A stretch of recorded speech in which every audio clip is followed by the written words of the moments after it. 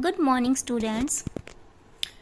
आज हम अपने क्लास 10th का चैप्टर 3 एक्सरसाइज 3.2 का क्वेश्चन नंबर 3 स्टार्ट करेंगे।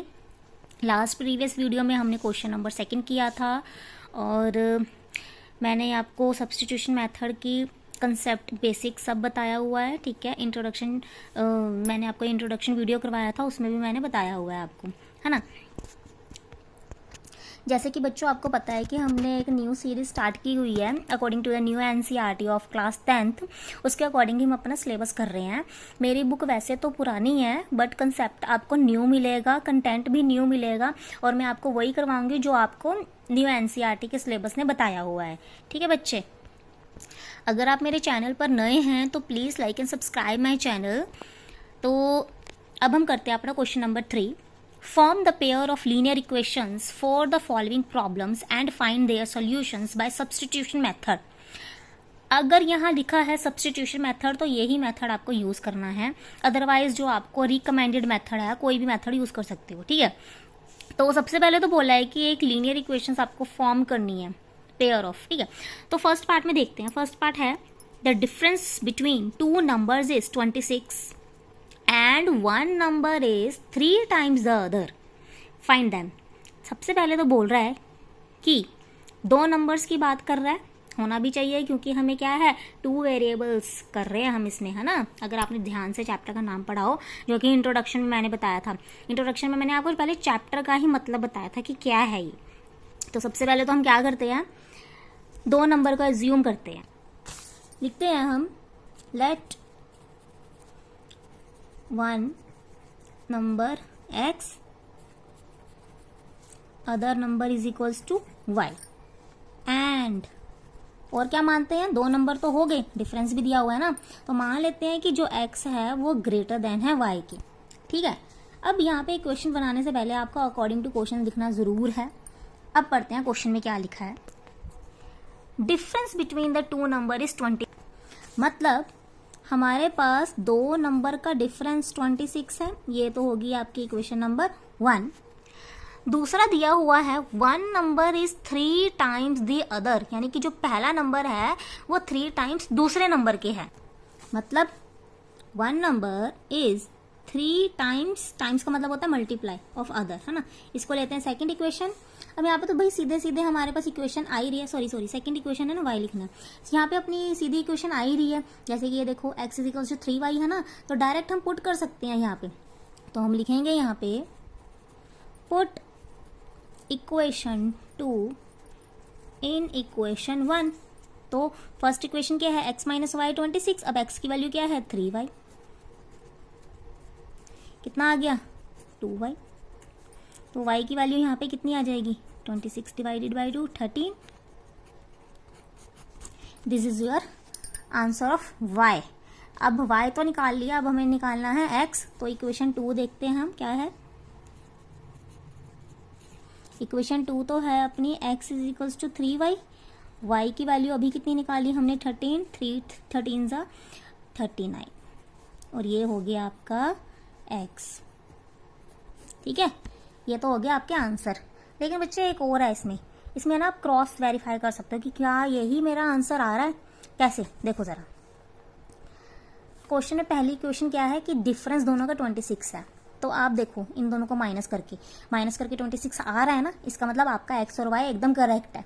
ठीक है बच्चे, तो क्रॉस वेरिफिकेशन भी कर सकते हो अगर आपको श्योरली क्लियर होना है कि आपका आंसर ठीक है या नहीं है। बढ़ते हैं अपने नेक्स्ट क्वेश्चन की तरफ।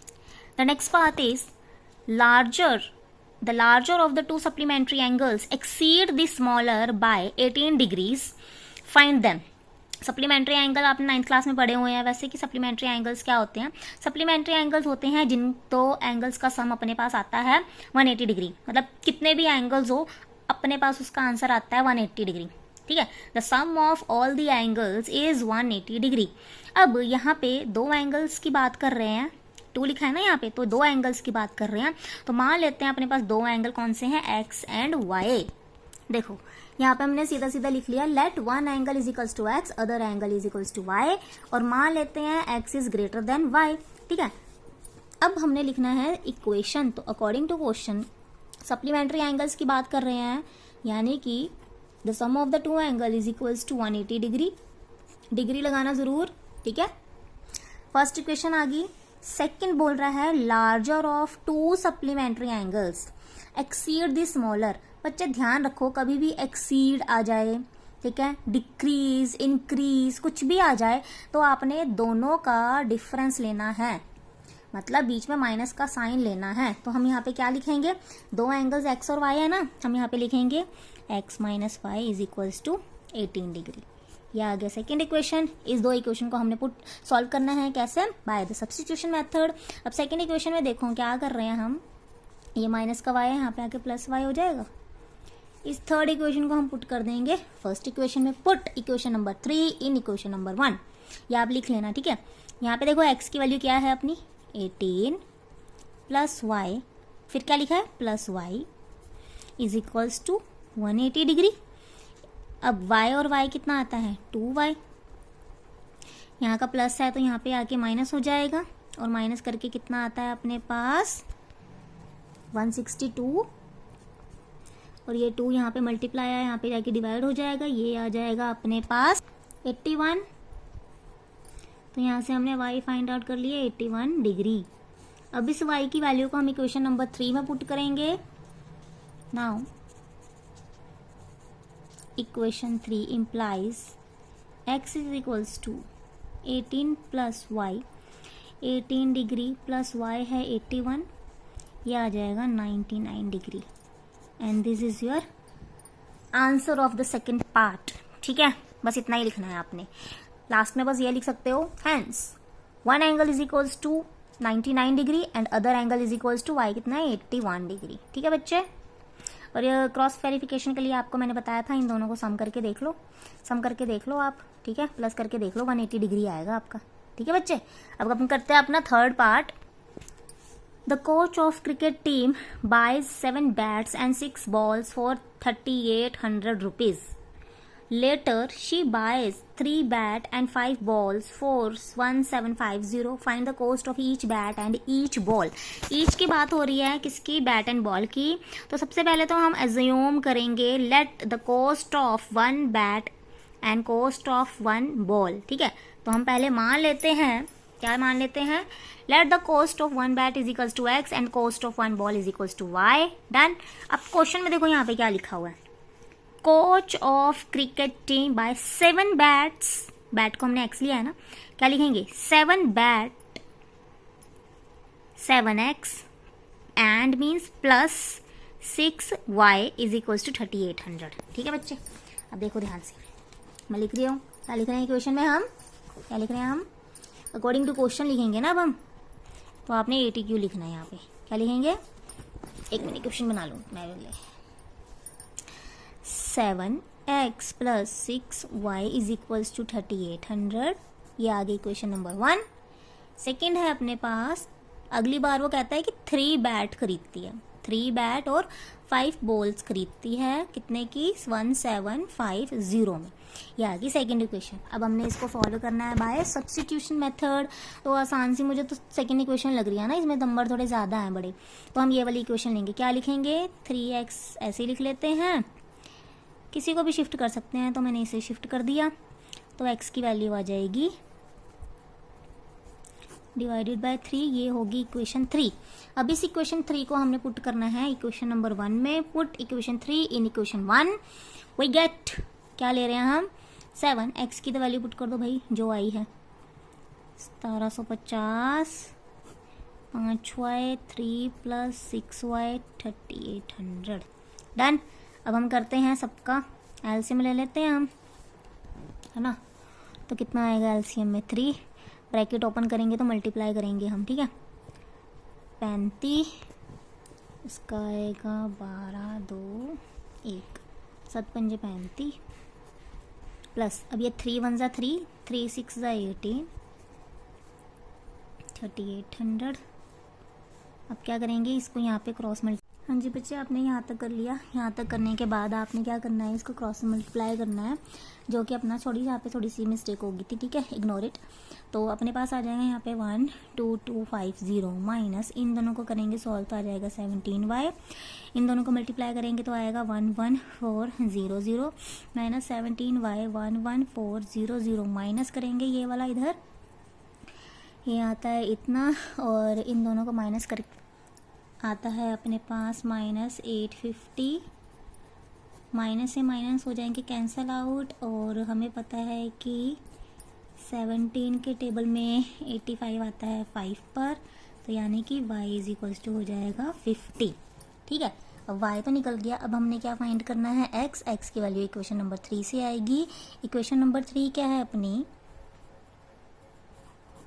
इक्वेशन नंबर 3 है x is equals to 1750 minus 5y upon 3। अब इसमें हम पुट करेंगे y की वैल्यू 50, तो वो आएगी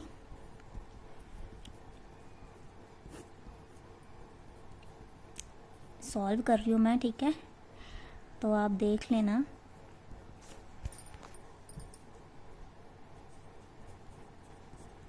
पंद्रह 3 पंजे 15, तो यानी कि x की वैल्यू आ गई यहाँ पे अपनी 500, यहाँ पे भी रुपीज़ लिख लेना, ठीक है। तो यानी कि लास्ट में आपने क्या लिखना है, हैंस x की वैल्यू कितनी है, ये 500, hence cost of 1 bat is equals to 500 rupees, cost of 1 ball is equals to 50 rupees, ठीक है। तो ये हो गया आपका थर्ड पार्ट। चलते हैं अपने फोर्थ पार्ट की तरफ। फोर्थ पार्ट कहता है The taxi charges in a city consist of fixed charge together with the charge for the distance covered. For a distance of 10 kilometre the charge paid is इतना और journey इतनी इतनी। चलो यहाँ तक कुछ दिया हुआ है, हम फाइंड आउट करते हैं कि हमने निकालना क्या है, ठीक है। What are the fixed charges and charge per kilometre, तो अपने पास दो वेरिएबल्स आ गए, क्या, let the fixed charges is equals to x and charges per kilometre is equals to y, ठीक है। पहले इसको मान लेते हैं। देखो अब हमने मान लिया यहाँ पे let fix charges is equals to x और चार्जेस पर किलोमीटर है अपना y, ठीक है। अब यहाँ पे देखो क्वेश्चन में कहता है कि जो फिक्स चार्ज है वो तो लगेगा ही लगेगा, लेकिन अगर आपको टैक्सी से उसके आगे भी जाना है तो क्या है, 10 किलोमीटर ज़्यादा मतलब सॉरी, अगर आपको आगे भी जाना है तो कुछ चार्जेस एक्स्ट्रा देना पड़ेगा, ठीक है। तो वही चार्जेस हमने मान लिया एक्स्ट्रा है, वो अपना किलोमीटर के हिसाब से y हो गया, ठीक है। फॉर एग्जांपल ले लेते हैं, जैसे कि मान लो अगर आपको अपने घर से मान लेते हैं अपने घर से अगर बस स्टैंड जाना है, ठीक है, तो वो ऑटो वाला कहेगा मैं 20 रुपीज़ लूँगा, लेकिन वहीं आपको थोड़ा सा और आगे जाना है, ठीक है, तो कहेगा भाई पर किलोमीटर के हिसाब से मैं पैसे लिया करूँगा तुमसे, ठीक है। तो अब हमें कहता है कि अपना फिक्स डिस्टेंस जो है वो तो है, लेकिन कहा इसने कि 10 किलोमीटर और गया वो आगे बंदा, तो उसने टोटल चार्ज अपना बता दिया 105 रुपये, 105 रुपीज़। तो अब हम इसमें क्या करेंगे, देखो इक्वेशन क्या बनेगी अपनी, according to question fix distance जो था उसका चार्ज तो वो लेगा ही लेगा, प्लस 10 किलोमीटर और आगे गया तो टोटल उसने अपना चार्ज बताया 105 रुपीज़, ठीक है।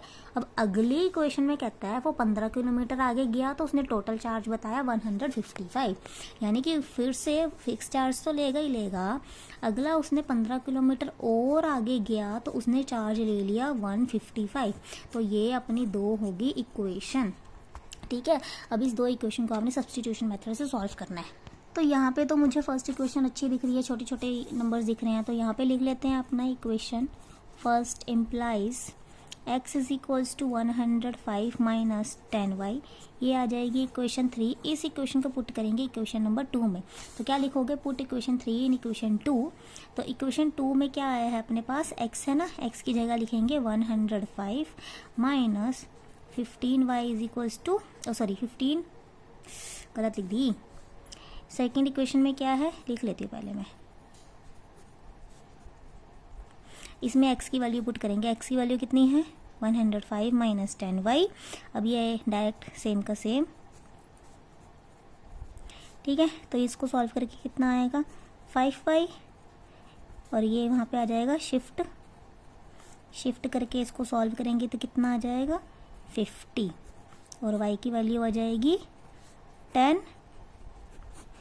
तो y की वैल्यू यहाँ से निकल कर आ रही है अपनी 10।